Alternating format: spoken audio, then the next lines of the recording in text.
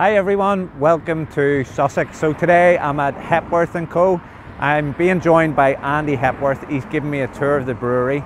There's a lot of really interesting features here, a lot of focus on brewing sustainability. They brew organic beers and they brew gluten-free beers. So come on in, meet Andy and learn some more.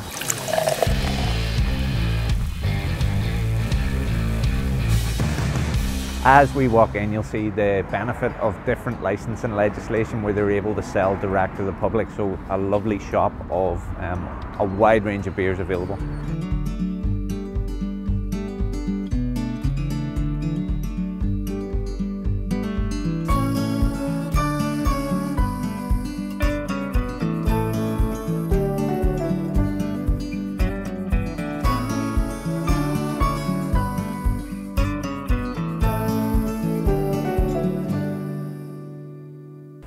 Okay, so we've came out the back and as I'd mentioned, there's an unusual setup here where they have 3 separate breweries here and a 4th brewery here and a massive contract packaging facility. So 100 hectolitre brew lengths, 3 independent breweries.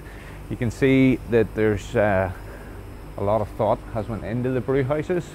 So they're traditional British brew houses. Single infusion mash with a mash tun, no loiter tun, and then the kettle and the hopback and the fermenters here. One of the things that Andy was talking about was a beer source heat pump.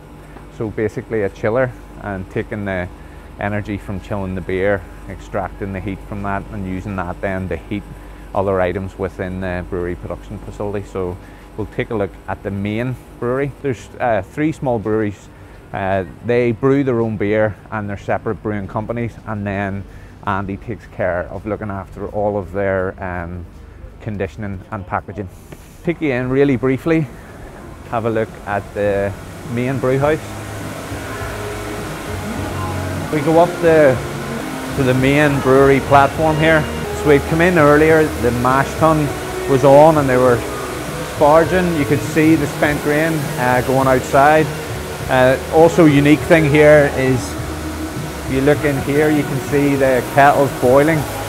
But one of the nice things that they do here is they boil under pressure, and there's lots of efficiencies and benefits to be able to do that. So we can see conical fermentation tanks here, loads of different storage beer tanks, and as Andy says, beer tanks from all over the place.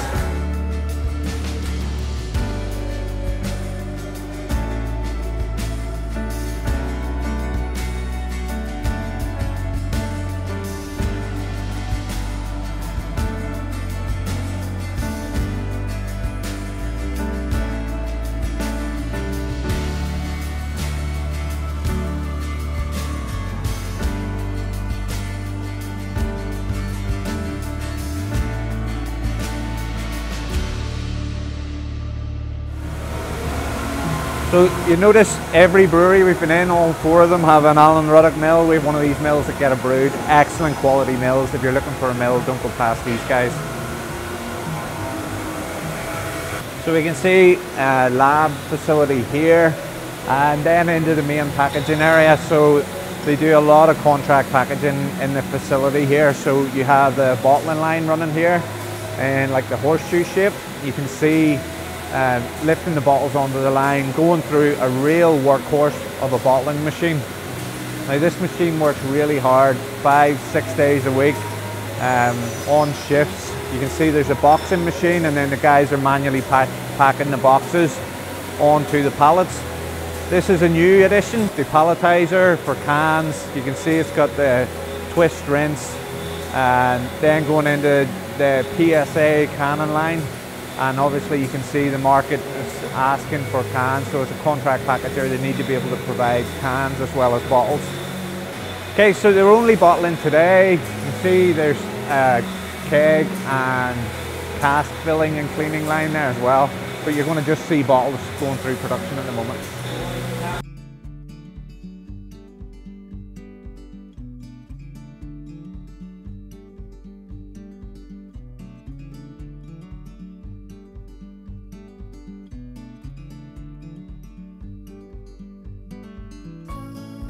Okay, so we can see here packaged goods, dry goods, everything from cask, keg, bottle, cardboard, for all the different brands. And then in the back of the warehouse here we can see that there's the new racking that's robotic and moves back and forth to allow the guys to get access to the raw ingredients. So we can see obviously recognised malts, people that we distribute and work with ourselves. So we've got Chris Malt, we've got French and Jups, specialty malts, huge amount of storage capacity in here and beautiful automated racking. I just wish we had this at GEB Brewed. Okay, so just as we step outside, you can see down the back, obviously water treatment taking place, a biodigester before it goes through the reed beds, and loads of packaged goods and cleaned casks and kegs in behind us. So look, Hepworth Co, check them out. We're going to pop the link below. We're going to go and have a chat with Andy now as well, and you can learn a little bit more about what they do here.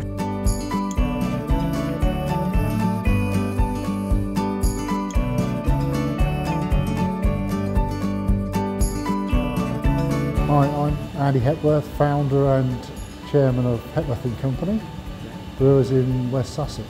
We're an unusual company in that we have 4 brew houses on site. We brew in very traditional manner, but quite modern beers as well as quite traditional beers. So we like to use locally grown ingredients. So in Sussex, it's a lovely agricultural county. We're in the middle of a field anyway, so we have locally grown barley and locally grown hops. And that's what we mainly feature in our beers, and we try and sell local as well. On the sustainable side, when we built the brewery, that was our aim, and we've always taken a view that it should be sustainable both from an ecological point of view and also from a financial point of view. And the two are linked. So we've got 25% of our electrical energy coming off our roof with solar. We've got 25% of our heat power coming out of our beer source heat pumps, plus other bits of technology. So where a lot of breweries are doing 1 or 2 of these things, we've got 5 or 6. And some quite high aims in terms of getting carbon out of the company quickly. We hadn't set a net zero target. We have set an 85% target in the next 3 years. It's always annoyed me that we have chillers that were blowing warm air out into an atmosphere that's warming. And how could we do that energy transfer? Because we are heating things, hot water on our kettles, and then we are cooling things, beer, to stabilise it. So if we could get the energy to go from one place to another, it was going to be a good thing. And this sort of technology is available on the global scale.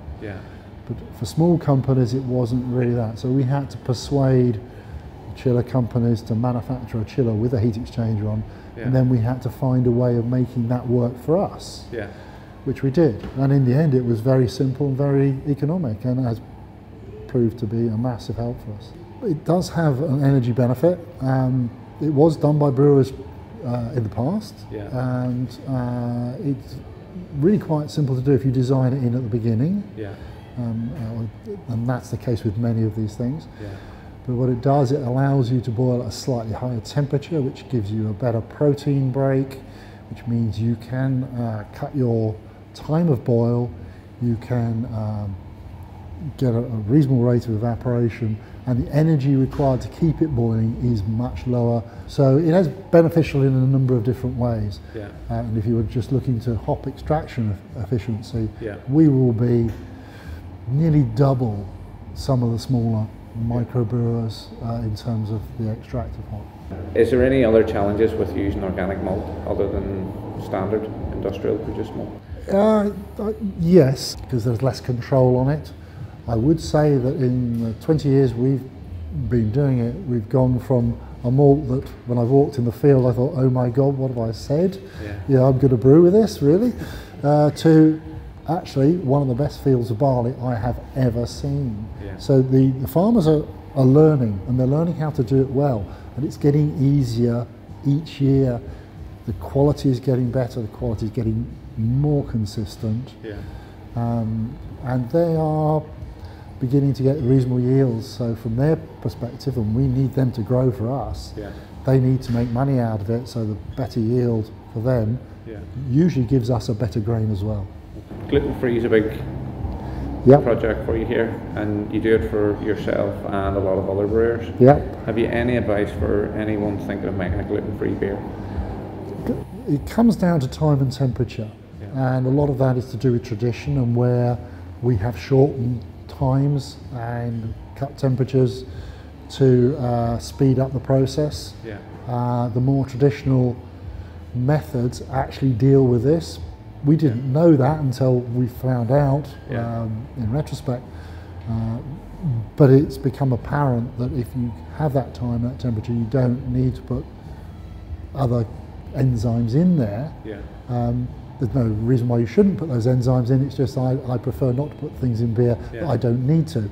If the guys watching this at home want to get hold of your beers, where are they available at? Well, on the internet you can buy us within the UK mainland, and you can buy a mixed case, so you can have all sorts of different types of beer. What about us that are still part of the UK but we're stuck at the top of Ireland?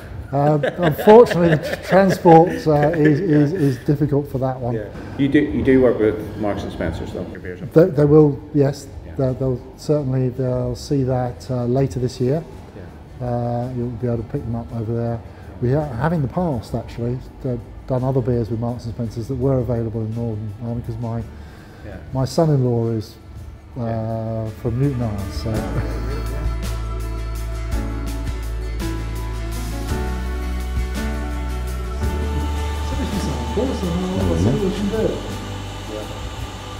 Pretty good for 0.5, isn't it? Yeah, there's a lot of body in it. The malt profile comes through as well, doesn't it? I mean, it's lovely. Well, what we found. Again, a 0.5, it's very deceptive. As in, you would think it's as good as anything at 4% in terms of body and mouthfeel as well. Yeah. Great day here. Come and check it out yourselves, and until next time, happy brewing.